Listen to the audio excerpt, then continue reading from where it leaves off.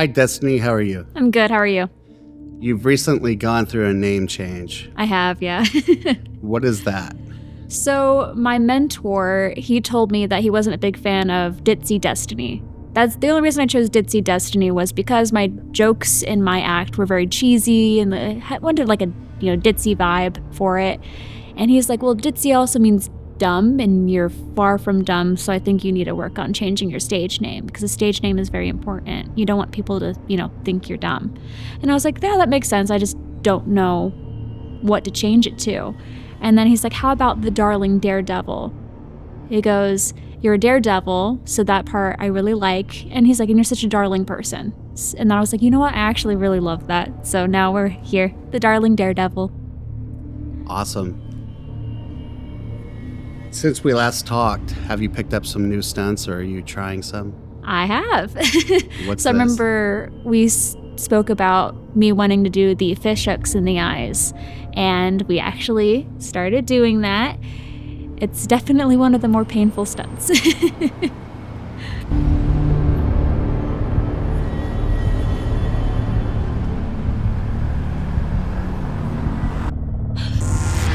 Can you walk me through the process of how you start learning the stunt to actually performing it? So when I first started it, we had just grinded down some fish hooks, and it's just, you have to put it in your eye. That's all it comes down to it. You just gotta be brave enough to put it in your eye.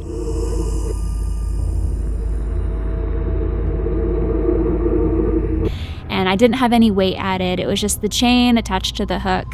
And I want to progressively add more weight to the hook. But right now I have that cute little puffer fish and I love them. Is there any kind of notch or anything when you put it in there? Is there like a little notch in your orbital that it goes in, or what keeps it from sliding? So there is a little bit of it. It's just kind of deep down. And that keeps it from sliding? Yeah. Also keeping my eyes shut while I'm swinging the chain definitely helps.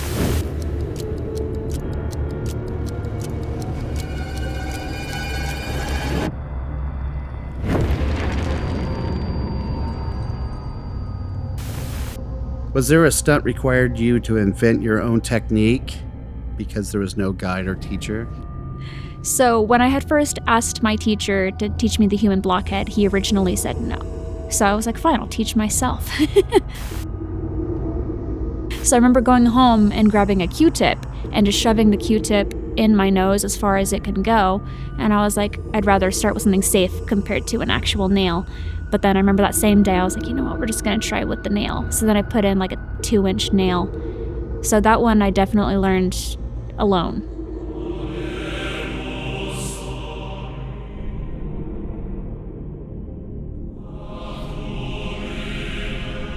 How do you know when a stunt is ready to go and perform?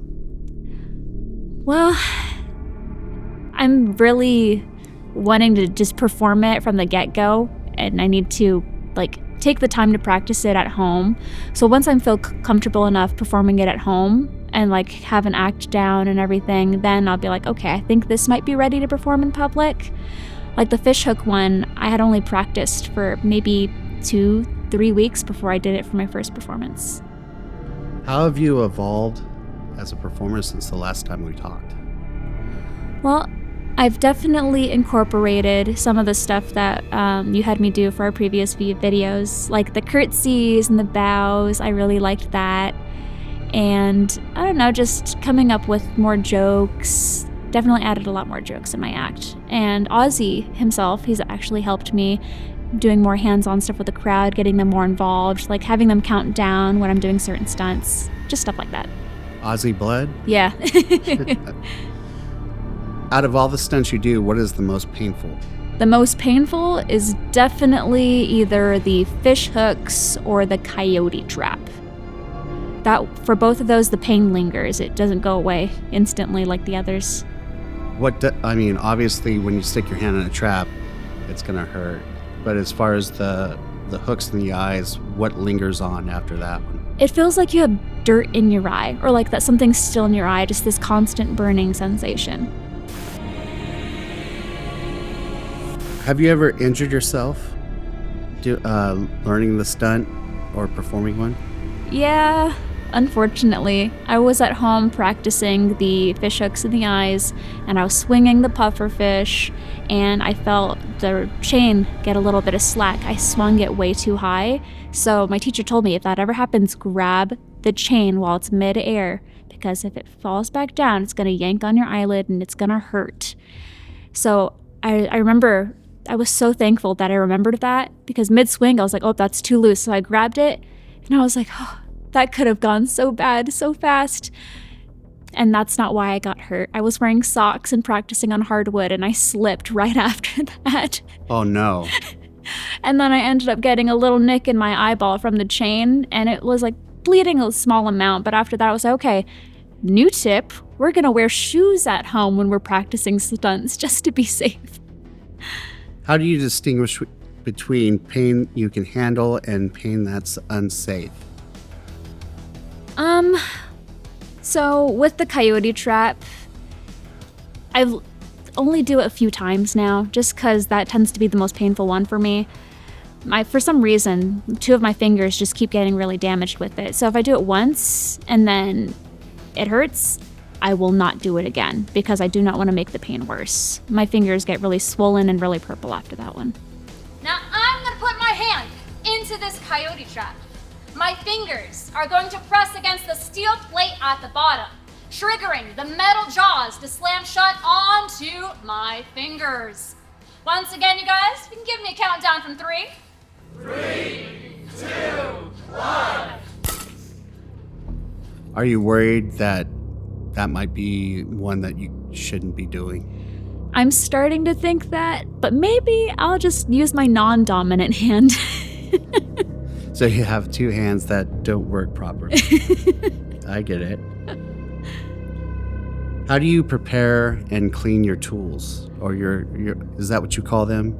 You call them Tools, equipment. Yeah, potato. Got it. How do you prepare them? Is there a certain kind of hook that you get for your eyes, or are they just regular meat hooks? And how do you clean them? So they're actually fish hooks from Bass Pro Shop. We just went to Bass Pro Shop, found like the biggest hooks possible that'll fit my eyes. We had to grind off the bar on the fish hook so it's not sharp. It's very dull at the end, because if I had to put a sharp item in my eye, it's probably not a good idea.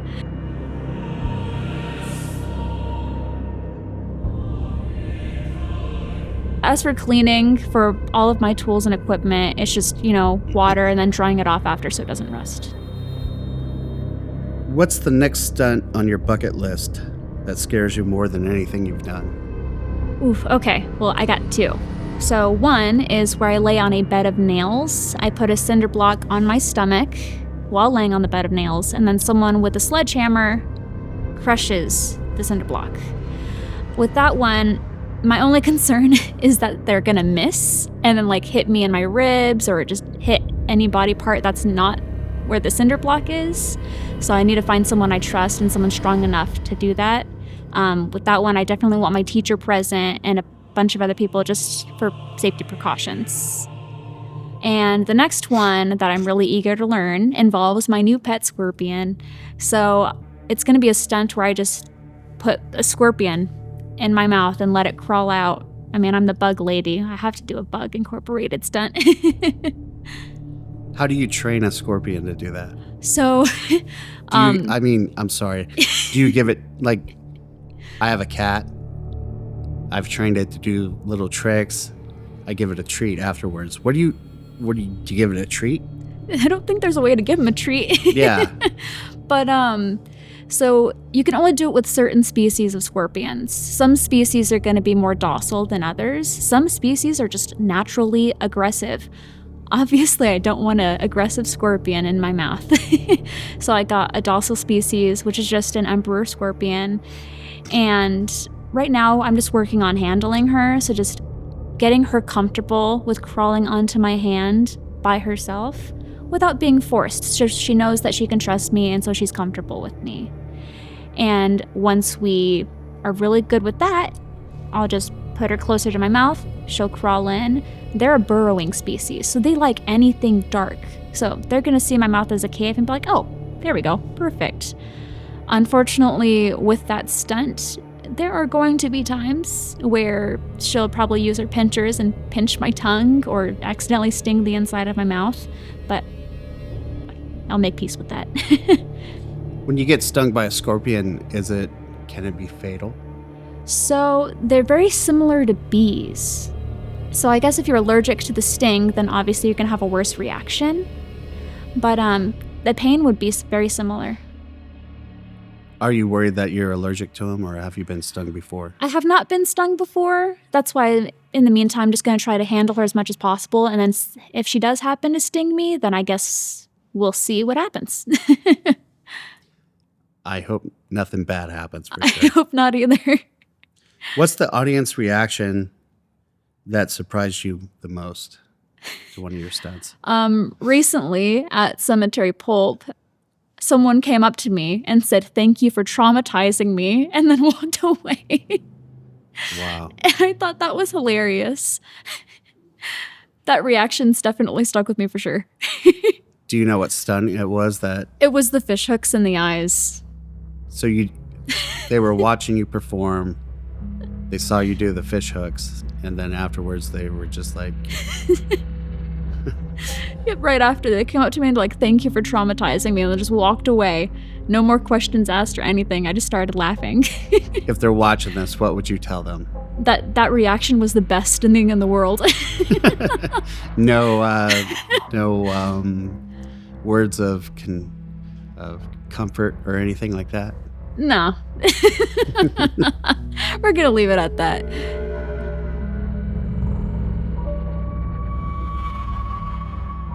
How do you mentally handle the anticipation before a painful stunt?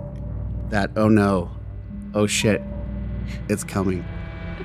So having people count down really helps for me, because then I'm like, okay, once they get to 1, I just have to do it. Because sometimes I've noticed I will anticipate before doing it, especially with the hand and coyote trap or the mouse trap on the tongue. Even though I know what the pain is like, it's the anticipation and the buildup where I'm like, oh shit, it's gonna hurt again. Have you done it where you're like, oh shit, I shouldn't have done that? With the coyote trap, yeah. The mouse trap I can do about 3 to 4 times a day before my tongue starts to bleed, but the coyote trap, sometimes it's like a one and done thing. You said that the audience counting down helps you. Has performing stunts changed your perspective on fear, pain, and your own limits? With fear, just having them count down for me, it helps, because then I'm like counting down mentally as well. It just helps me prepare for it. So that's one thing I love about that. Other than that, I don't think there's anything else like fear-wise. You guys want to give me a countdown from 3? 3, 2, 1.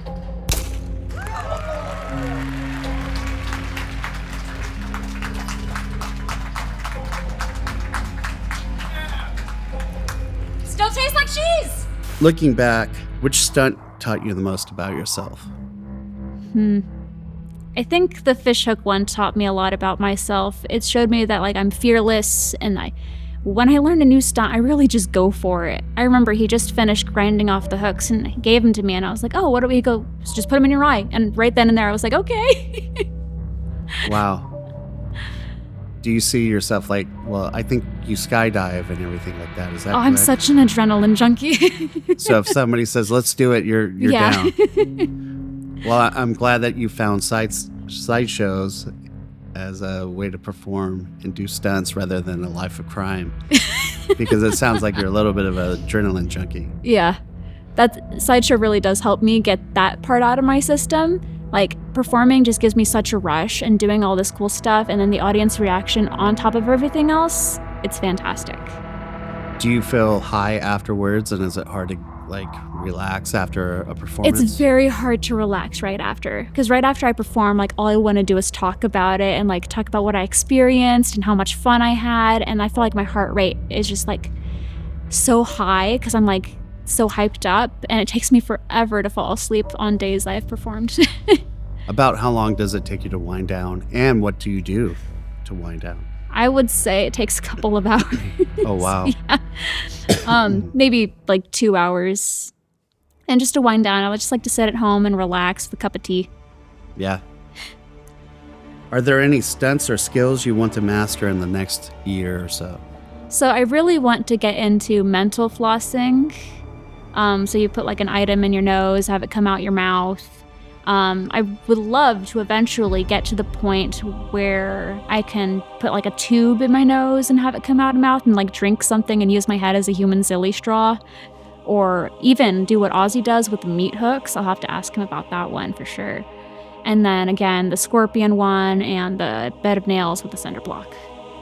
I think you were saying that you were, last time you were saying that you were doing something with fire. Is that still Oh yeah, still happening? we still need to work on that. It's just going to work and then spending days off, getting things done myself. Eventually I'll do it. Maybe in the colder season.